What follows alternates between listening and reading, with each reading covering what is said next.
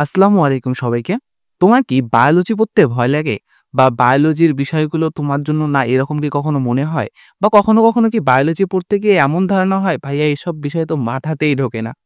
যদি এমন হয়ে থাকে তাহলে আজকের ভিডিওটি তোমার জন্য।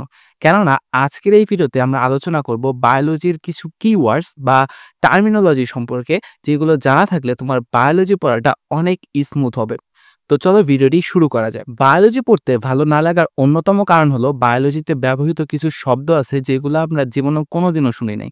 তো যে জিনিসটা জীবনে কোনোদিনও শুনি নাই সেই জিনিসগুলো যদি আমরা পড়তে যাই, সেই জিনিসগুলোকে এনজয় করা পড়তে গেলে সেটা কিন্তু আসলে হয়ে ওঠে না। এজন্য এই শব্দগুলো সম্পর্কে আমাদের ধারণা রাখাটা খুবই জরুরি। তো আজকের এই ভিডিওতে ওই শব্দগুলোই আমরা দেখব। এই শব্দগুলো যেন আমরা সরাসরি দেখতে পারি সেজন্য আমরা এখন সরাসরি বোর্ডে গিয়ে শব্দগুলো দেখব। ইংরেজিতে যেমন প্রিফিক্স আছে তেমনি কিন্তু বায়োলজিতেও কিছু প্রিফিক্স আমরা ব্যবহার করে থাকি। যেগুলো মূলত তোমরা কিওয়ার্ড বলো বা টার্মিনোলজি বলো এই নামে কিন্তু পরিচিত থাকে। তাহলে প্রিফিক্স সাধারণত যেমন প্রিফিক্স আগে বসবে এবং তারপরে একটা ওয়ার্ড বসতে পারে। তারপরে সেটা একটা অর্থ প্রকাশ করে। তো এইরকম করে কিছু প্রিফিক্স আমরা বায়োলজিতেও দেখতে পারি। তো এখন ইনসাইড বোঝানোর জন্য বায়োলজিতে যে প্রিফিক্সটা ব্যবহার করা হয় সেটা হচ্ছে এন্ডো অথবা ইন্ট্রা। এই দুটো প্রিফিক্স আমরা ইনসাইড বোঝাতে ব্যবহার করতে পারি। তো এখন এটার একটা উদাহরণ যদি আমরা দেখি, তাহলে সেটা যদি দেখো তোমরা, সেটা হবে এন্ডোডার্ম। এন্ডোডার্ম এটা কিন্তু তোমরা যারা একাদশ দ্বাদশ শ্রেণীর বইটা যেটা পড়ছো ওখানকার প্রথম অধ্যায়ে কিন্তু তোমরা দেখতে পাবা যে এন্ডোডার্ম, তারপর অ্যাক্টোডার্ম, মেসোডার্ম এগুলো আছে। তো এখানে এন্ডো মানে কিন্তু ভেতরের দিকে, অর্থাৎ ভেতরের দিকে ত্বক বা স্তর, এটা বোঝাতে কিন্তু এন্ডোডার্ম ব্যবহার করা হয়। এজন্য ইনসাইডের জন্য এন্ডো অথবা ইন্ট্রা ব্যবহার করা হয়। আউটসাইড বোঝাতে যেটা ব্যবহার করা হয় সেটা হচ্ছে এক্সো অথবা এক্সট্রা। এর একটা যদি আমরা উদাহরণ দেখি, যেমন এরকম একটা ওয়ার্ড তোমরা পাবা, এক্সোসাইটোসিস।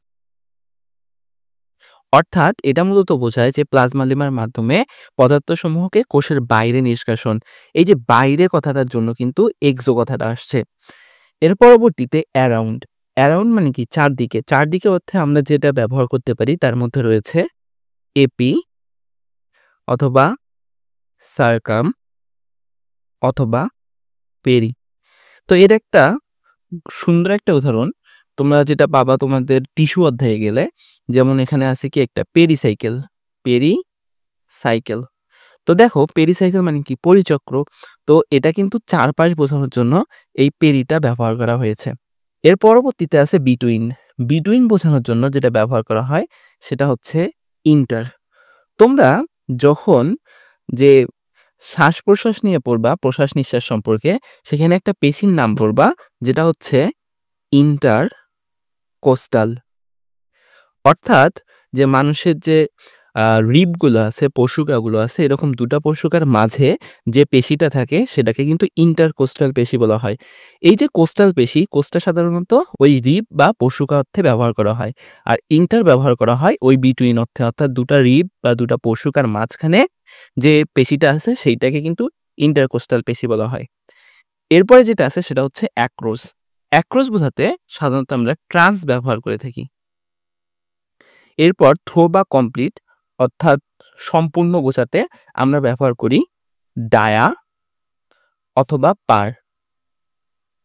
তো এগুলা কিন্তু সবগুলা প্রিফিক্স, অর্থাৎ এরপরে কিছু একটা বসবে, বসে সেটা আলাদা একটা অর্থ প্রকাশ করবে। এরপর মিডল বোঝাতে আমরা সাধারণত ব্যবহার করি মেডিও বা মেডিয়া। মেডিও বা মিডিয়া এটা মিডল বোঝানোর জন্য ব্যবহার করা হয়। এরপর যেটা আছে সেটা হচ্ছে নিয়ার বাই বা কাছাকাছি কিছু বোঝাতে আমরা যেটা ব্যবহার করি সেটা হচ্ছে প্যারা। এরপরে আছে নেক্সট টু বা বিসাইড বা অ্যাডজেসেন্স। অর্থাৎ যদি কোনো কিছু পাশে বোঝায় বা নিকটে বোঝায় তার জন্য কিন্তু আমরা আরেকটা যে প্রিফিক্স ব্যবহার করি সেটা হচ্ছে জাক্সটা। জাক্সটা। তো এটা যদি একটা উদাহরণ আমরা দেখি তাহলে দেখতে পাবো যে রেচন যে অধ্যায়টা আছে সেইখানে কিন্তু এরকম একটা ওয়ার্ড আছে যে জাক্সটা মেডুলারি। মেডুলারি। তো এইখানে কিন্তু এই যে মেডুলারি যেটা, এর পাশে বা নিকটে বা কাছাকাছি একটা অবস্থান ইন্ডিকেট করার জন্য এই জাক্সটাকে ব্যবহার করা হয়। এরপর সেন্টার বোঝানোর জন্য আমরা যে কিওয়ার্ডটা ব্যবহার করি সেটা হচ্ছে সেন্ট্রি। এতক্ষণ পর্যন্ত আমরা যে প্রিফিক্সগুলো দেখলাম এগুলো মূলত লোকেশন ইন্ডিকেট করে। অর্থাৎ লোকেশন বোঝানোর জন্য যে টার্মিনোলজিগুলো আছে এইগুলো আমরা দেখলাম। এখন আমরা দেখব যে কালার বোঝানোর জন্য বা রং বোঝানোর জন্য যে টার্মিনোলজিগুলো আছে সেগুলো। কালার বোঝানোর জন্য প্রথমে কালারেরই একটা প্রিফিক্স ব্যবহার করা হয়ে থাকে। সেটা কি? সেটা হচ্ছে ক্রোমো বা ক্রোমাটো। এর একটা যদি উদাহরণ দেই তাহলে এই উদাহরণটা সবারই আরকি পরিচিত। যারা বায়োলজি পড়ছে তারা কমবেশি সবাই এই নামটা শুনছে। সেটা হলো ক্রোমোজোম। বা ক্রোমোজোম। তো এইখানে কিন্তু ক্রোমোজোম কোনটা? ক্রোমোজোম হচ্ছে এমন কিছু সূত্রক যেগুলো মূলত রঞ্জক পদার্থ ধারণ করে। রঞ্জক বলতে মূলত কি বোঝায়? রঞ্জক বলতে মূলত কিন্তু রং বোঝায়। এই সোম এটা মূলত সূত্রক ইন্ডিকেট করে। আর এই যে ক্রোমো যে অংশটা এটা কিন্তু একটু আগেই বললাম যে কালার ইন্ডিকেট করে। অর্থাৎ যে সূত্রটা কালার ধারণ করে সেটা কিন্তু ক্রোমোজোম। এজন্য ক্রোমো দ্বারা মূলত কালারকে ইন্ডিকেট করা হয়। হোয়াইট বোঝানোর জন্য যে টার্মিনোলজিটা ব্যবহার করা হয় সেটা হচ্ছে লিউকো। অর্থাৎ সাদা বোঝাতে কখনো, কখনো বর্ণহীন বোঝাতে কিন্তু আমরা এই লিউকো প্রিফিক্সটা ব্যবহার করে থাকি। এই লিউকো প্রিফিক্সটা ব্যবহার করে যে শব্দটা আছে তার মধ্যে একটা পরিচিত শব্দ হচ্ছে লিউকোসাইট। লিউকোসাইট। এই যে লিউকোসাইট যেটা আছে এটা কিন্তু সবার অনেক পরিচিত নাম। কেন? কেননা সবাই আমরা একটা পরিচিত নাম সম্পর্কে জানি সেটা হচ্ছে শ্বেত রক্তকণিকা যাকে আমরা বলি হোয়াইট ব্লাড কার্পাসেল। এই যে হোয়াইট মানে কি? সাদা। এটার যে বায়োলজিতে যে নামটা ব্যবহার করা হয় টার্মিনোলজি দ্বারা সেখানে কিন্তু আমরা লিউকোসাইট ব্যবহার করি। এই লিউকো কিন্তু ওই সাদা বা বর্ণহীন এই অর্থে ব্যবহার করা হয়। এর পরবর্তীতে আছে রেড। রেড বা লাল কালারের জন্য যে টার্মিনোলজিটা ব্যবহার করা হয় সেটা হচ্ছে এরিথ্রো। এরিথ্রো। তো এর একটা উদাহরণ যদি দেই সেটা হচ্ছে এরিথ্রোসাইট। এরিথ্রোসাইট। এরিথ্রোসাইট কোনটা? এরিথ্রোসাইট হচ্ছে সবচেয়ে গুরুত্বপূর্ণ যে রক্তকণিকা যেটা আমরা সবাই জানি সেটা কি লোহিত রক্তকণিকা না? সবচেয়ে বেশি অ্যামাউন্টে থাকে। তো এটা কি আমরা যদি বলি সেটাকে আমরা কিন্তু আরবিসি বলি বা রেড ব্লাড কার্পাসেল। এই যে রেড বা লাল বর্ণ বা লাল রং এটার জন্য কিন্তু এরিথ্রো ব্যবহার করা হয়। অর্থাৎ এরিথ্রো মূলত রেড কালারটাকে ইন্ডিকেট করে। এরপর আছে কি ব্লু। ব্লু এর জন্য যেটা ব্যবহার করা হয় সেটা হচ্ছে সায়ানো। তোমরা একটা নাম সম্পর্কে জানবা যেটা তোমাদের আম যারা একাদশ, দ্বাদশ শ্রেণীর যে আম উদ্ভিদ বিজ্ঞান আছে সেইখানে কিন্তু তোমরা উদ্ভিদ শরীরবিদ্যাতে ওইখানে যে উদ্ভিদ শরীরতত্ত্ব যেটা আছে সেইখানে তুমি এটা জানতে পারবা। সেটা হলো কি ফাইকোসায়ানিন বা অনেকেই ক্লাস 3 দের ওইখানেও জানবা যে ফাইকোসায়ানিন সম্পর্কে। তো এই যে ফাইকোসায়ানিন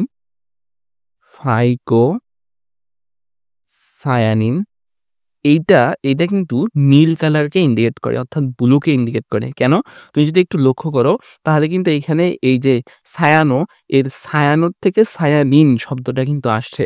তো এটা মূলত নীল কালারটাকে ইন্ডিকেট করে। এরপর গ্রিন কালারের জন্য, গ্রিন বা সবুজ কালারের জন্য যেটা আছে সেটা কিন্তু হলো ক্লোরো। ক্লোরো। এই ক্লোরো যে প্রিফিক্সটা আছে এটা কি করে? এটা হচ্ছে সবুজ কালারকে ইন্ডিকেট করে। এর সবচেয়ে পরিচিত উদাহরণ হলো ক্লোরোপ্লাস্ট। ক্লোরো আচ্ছা ক্লোরোপ্লাস্ট, ক্লোরোপ্লাস্ট। আচ্ছা ক্লোরোপ্লাস্ট যেটা আছে এটা কি? যে সমস্ত প্লাস্টিড সবুজ বর্ণের রঞ্জক পদার্থ ধারণ করে। তো এই যে ক্লোরো এটা কিন্তু এই সবুজ কালারটাকে ইন্ডিকেট করে। এরপর ব্লাক বা কালো অর্থে ব্লাক বা কালো বোঝানোর জন্য যে প্রিফিক্সটা আছে সেটা হচ্ছে মেলান। মেলান।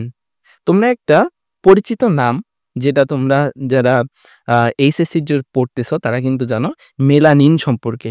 কি সম্পর্কে? মেলানিন। মেলানিন। এটা কি করে?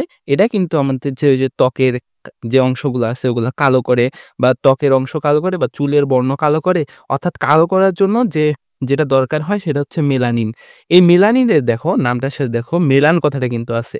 এইজন্যই মূলত ব্লাক বা কালো অর্থে মেলান ব্যবহার করা হয়। এরপরে যেটা আছে সেটা হচ্ছে ইয়েলো বা হলুদ অর্থে। হলদা অর্থে যেটা ব্যবহার করা হয় প্রিফিক্স সেটা হচ্ছে কি? ফ্লেভ। তো আজকের এই ভিডিওতে আমরা বেশ কিছু প্রিফিক্স সম্পর্কে জানলাম, যেগুলোকে তুমি কিওয়ার্ড বলো বা টার্মিনোলজি বলো, যেগুলো তোমার বায়োলজির কিন্তু যে জার্নিটা এটাকে স্মুথ করতে অনেকটাই হেল্প করবে। তো আজকের ভিডিও এই পর্যন্ত। ধন্যবাদ সবাইকে।